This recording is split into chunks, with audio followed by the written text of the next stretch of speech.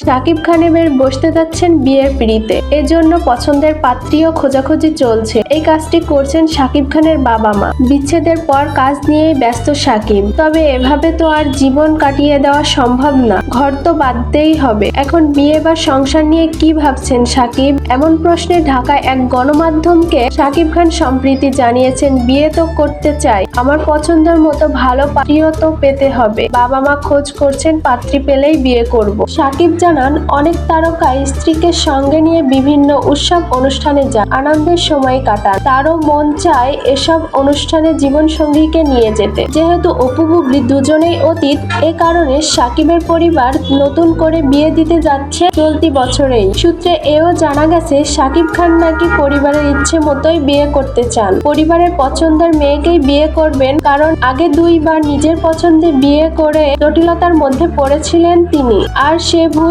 করতে চান না তিনি। এদিকে শাকিব খান আরো জানিয়েছেন, ডক্টর মেয়ে পছন্দ তার। অনেক বছর আগে ডক্টর মেয়েকে বউ হিসেবে পছন্দের কথা গণমাধ্যমের সামনে বলেছিলেন শাকিব। সবকিছু ঠিকঠাক থাকলে চলতি বছরের শেষের দিকে বিয়ের পিঁড়িতে বসতে যাচ্ছেন সুপারস্টার শাকিব খান।